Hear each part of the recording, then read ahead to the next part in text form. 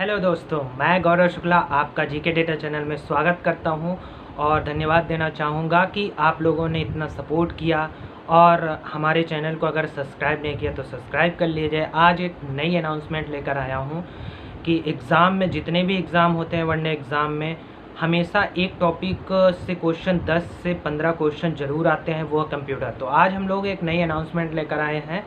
हम लोग इस चैनल पे आप लोगों के लिए कंप्यूटर की एक सीरीज़ शुरू करने वाले हैं जो कि वनडे एग्ज़ाम में तो हेल्पफुल रहेगी, साथ ही साथ ट्रिपल सी और साथ ही साथ जो भी कंप्यूटर से रिलेटेड एग्ज़ाम होंगे उनमें बहुत ही हेल्पफुल होगा।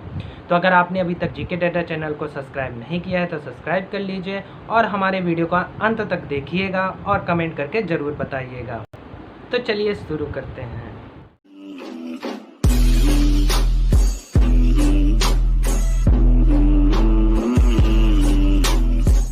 तो चलिए शुरू करते हैं। कंप्यूटर, जो कि कंप्यूटर अगर आप वर्ड की ओर ध्यान दें कि कंप्यूटर जो शब्द है वो किससे बन के मिल के बना हुआ है। कंप्यूट यानी कि कोई भी चीज़ गणना करना हमें ये बताता है कि यह कंप्यूटर है। ठीक है, तो हम लोग डेफिनेशन या हम लोग इसकी ओर चलते हैं कि आज हम लोग क्या क्या कवर करेंगे। तो सबसे पहली बात कि कंप्यूटर होता क्या है, डेफिनेशन इसकी कवर करेंगे और कंप्यूटर के डेफिनेशन में क्या क्या हम लोग लिख सकते हैं, या फिर कई बार क्या होता है कंप्यूटर के एग्ज़ाम में हमें थ्योरेटिकली या फिर एमसीक्यू में भी बहुत ही सिंपल शब्दों में हमें कि कंप्यूटर, व्हाट इज़ कंप्यूटर, ऐसे करके क्वेश्चन देगा और 4 ऑप्शन दे देते हैं कि 4 ऑप्शन में से कौन सा ऑप्शन सही होगा। तो हमें सिंपल सी डेफिनेशन भी मालूम होना चाहिए, या फिर हमें ये पूछ सकता है कि कंप्यूट वर्ड का संबंध या रिलेशन किससे है। तो हम लोगों को ये कंप्यूटर शब्द का नॉलेज होना चाहिए। तो चलिए आज हम लोग शुरू करने वाले हैं। इंट्रोडक्शन में हम लोग कवर करेंगे कि कंप्यूटर की जो विशेषताएं हैं वो क्या क्या हैं, या कंप्यूटर किस तरीके से इवैल्यूएशन इसका कैसा रहा, या ये शुरू में कैसे था, या फिर कितने चरण में ये कंप्यूटर जो है आज हम लोग 7th जनरेशन का कंप्यूटर यूज़ कर रहे हैं। तो इसके पहले के जनरेशन में क्या खामियां थीं या क्या खासियत थी, क्या विशेषताएं थी, इनके बारे में बात करेंगे। तो कंप्यूटर जनरेशन फ़िलहाल अभी तो हम लोग 5 जनरेशन के बारे में पढ़ेंगे। 7th जनरेशन मैं अलग से कवर करवाऊंगा क्योंकि इसमें 5th जनरेशन तक दिया हुआ है, तो हम लोग 5th जनरेशन तक यहाँ कवर करेंगे। तो चलिए सबसे पहले शुरू करते हैं कि कंप्यूटर शब्द का मतलब क्या है। ठीक है, तो the word computer comes from the compute, जैसा कि पहले बताया कंप्यूट शब्द से आया है, विच मीन्स टू कैलकुलेट, यानी गणना करना, यानी किसी भी आंकड़े की गणना करना एक तरह से कंप्यूटर कहलाता है। अब ये कंप्यूटर होता क्या है, या फिर इसको कंप्यूटर ही क्यों बोला गया। चूँकि जो कंप्यूटर शुरू में बनाया गया था, या फिर पहले हम लोगों को कंप्यूटर आया था, वह एक तरीके से कैलकुलेटर था। हम लोगों को अर्थमेटिक जो एडिशन सब्ट्रैक्शन ये किए जाते हैं उसके लिए बनाया गया था, क्योंकि एक नॉर्मल ह्यूमन के लिए ये किसी काम को करना एक तरीके से है तो इजी, लेकिन अगर ढेर सारे ऑपरेशन हो तो हमें कहीं ना कहीं ह्यूमन की गलतियां हो सकती है, लेकिन मशीन गलतियां नहीं कर सकता।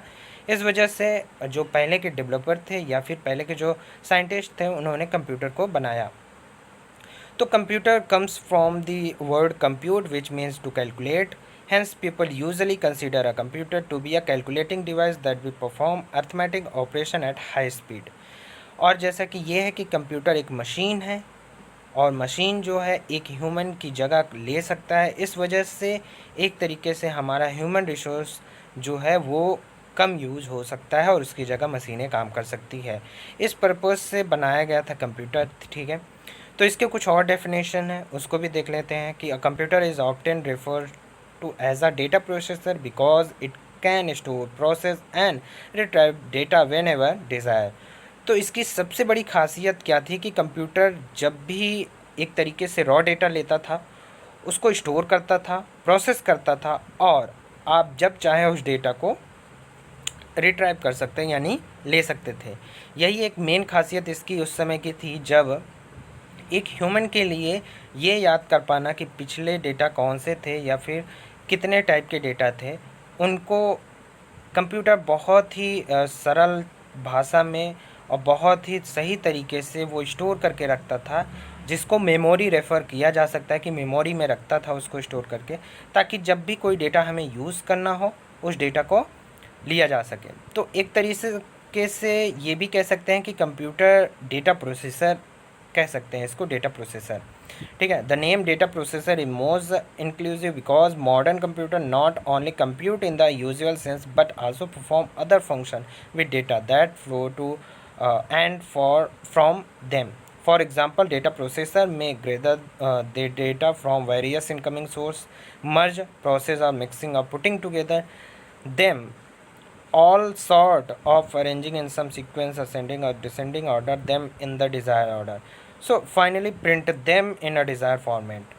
तो ये जो पूरा प्रोसेस है एक तरीके से ये कहना चाह रहा है कि कंप्यूटर जो है वो किसी भी डेटा को केवल ना कि कैलकुलेट करके, बाकी उसके साथ उसको असेंडिंग डिसेंडिंग ऑर्डर में, एक मैनर में, और एक डेटा को एक फॉर्मेट में हम लोगों को प्रस्तुत करता है या प्रेजेंट करता है। तो इस तरीके से हम लोग ये भी कह सकते हैं कि कंप्यूटर एक बहुत ही रिलायबल और बहुत ही एक फॉर्मेट में हमें डेटा देने वाली मशीन है जिसको हम कंप्यूटर कहते हैं। तो कंप्यूटर की डेफिनेशन मेनली अगर कंप्यूटर को एमसीक्यू में पूछा जा सकता है तो ऐसे तरीके से पूछा जाता है कि व्हाट इज़ कंप्यूटर, और ऑप्शन में आपको कि कंप्यूटर एक मशीन है, एक कैलकुलेटर है, या फिर एक निश्चित या एक डिज़ायर फॉर्मेट का एक कंप्यूटर जो कि कैलकुलेट कर सकता है और हमें रॉ डाटा को स्टोर करके और रिट्राइव करने का भी मौका देता है। तो ये ऑल ऑफ अबव ये सारे फीचर्स हैं कंप्यूटर के, या कंप्यूटर की डेफिनेशन से मिलते जुलते हैं। तो हम लोग इसको क्लिक करेंगे। तो चलिए अब आगे देखते हैं कि कंप्यूटर काम कैसे करता है, या फिर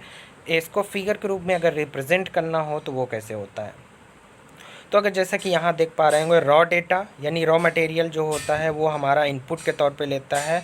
उसके बाद कंप्यूटर जो है डेटा प्रोसेसर, यानी ये जो कंप्यूटर को हम लोग डेटा प्रोसेसर से रिफ़र किए हैं, ये एक तरीके से यही बता रहा है कि रॉ डेटा को लेकर उसके बाद इन्फॉर्मेशन, एक तरीके से हमें जो डिज़ायर इन्फॉर्मेशन चाहिए वो इन्फॉर्मेशन हमें देता है। तो ये एक तरीके से इधर से इनपुट के तौर पे रॉ डेटा लेता है और आउटपुट के तौर पे हमें जो इन्फॉर्मेशन चाहिए वो इन्फॉर्मेशन देती है। फॉर एग्जांपल अगर हम लोग कोई नंबर देते हैं 2 और 4, तो ये रॉ डेटा है। 2 और 4 एक नंबर होता है, लेकिन हमें एक डिज़ायर आंसर चाहिए या आउटपुट चाहिए, वो है इन दोनों का एडिशन। तो एडिशन चाहिए तो हमें क्या करना होगा, कंप्यूटर का यूज़ अगर हम करेंगे तो वो रॉ डेटा लेगा इनपुट के तौर पे, यानी 2 और 4 लेगा, उसको प्रोसेस करके और हमें 6 आंसर देगा। यानी 2 और 4 का जो एडिशन होगा, सम होगा, वो 6 होगा। तो वो इन्फॉर्मेशन के तौर पे, क्योंकि 6 हमें एडिशन एक इन्फॉर्मेशन के तौर पे मिली है।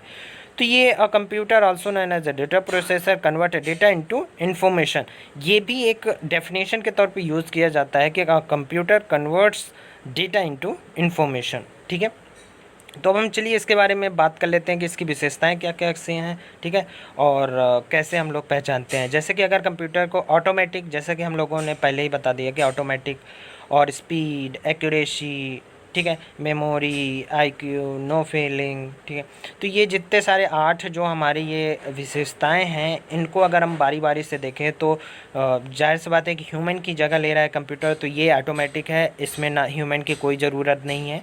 ये ऑटोमेटिक आपको रॉ डेटा दीजिए, आपको इन्फॉर्मेशन प्रोवाइड करेगा या आपको डिज़ायर आंसर प्रोवाइड करेगा। ठीक है, और स्पीड की जहाँ तक बात करें कि नॉर्मल ह्यूमन जो है वो मिनिमम आपको 2 से 3 सेकेंड ले ही सकता है।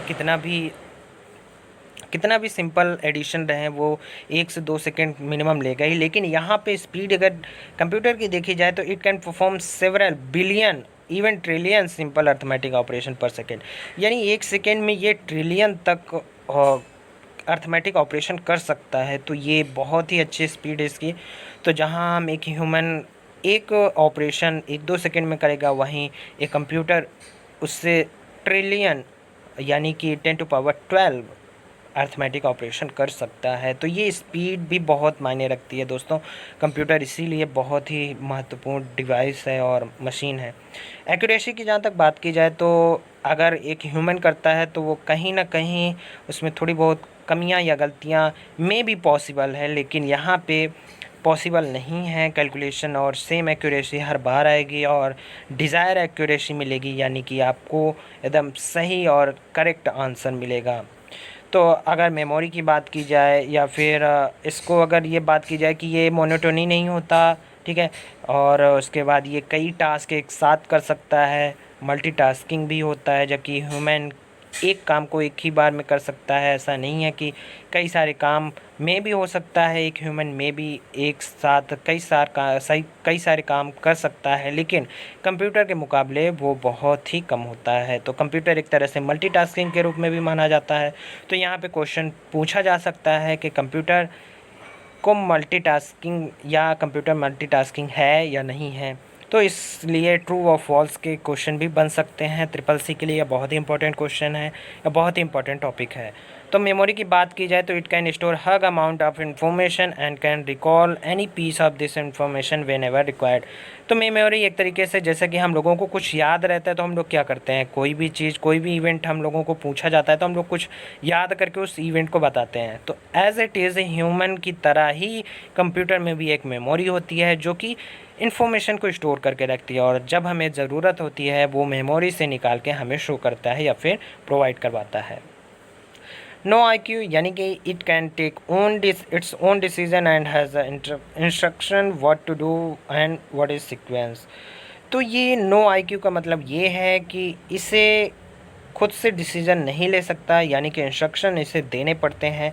इसके अंदर IQ नहीं होता है। ये बहुत ही इम्पोर्टेंट पॉइंट है, क्योंकि इसमें बहुत लोग अब की जो टेक्नोलॉजी है वो इसी पर काम कर रही है कि IQ लेवल उसका खुद रहे, यानी कि खुद डिसीजन लेकर और खुद ही आंसर दे दे। तो एक तरीके से एक ह्यूमन की तरह कंप्यूटर को बनाया जा रहा है, पूरी तरीके से ह्यूमन, क्योंकि जो ह्यूमन और कंप्यूटर को अलग करती है वो यही दो चीज़ें हैं, नो IQ और नो फीलिंग्स। तो आई थिंक इस पर काम कर रहा आर्टिफिशियल इंटेलिजेंस जो हमारी काम कर रही है वो इसी पर काम कर रही है कि IQ और फीलिंग्स कैसे डाला जाए।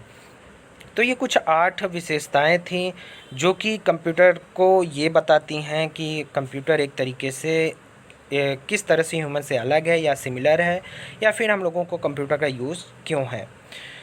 तो दोस्तों, अगर आपको ये लगता है कि इसमें आपको और कोई टॉपिक पढ़ाया जाए, ठीक है, और इसके सेकेंड पार्ट में हम लोग और इसको कवर करेंगे। अभी फ़िलहाल पार्ट 1 है, इसको ढेर सारा प्यार दीजिए ताकि हम लोग पार्ट 2 भी इसका लाएं और उत्साह से लाएं। तो अगर आपको कोई सजेशन देना है, ठीक है, कोई सजेशन देना है तो यहाँ आके आप दे सकते हैं कमेंट बॉक्स में हमें सजेशन दे सकते हैं, ठीक है।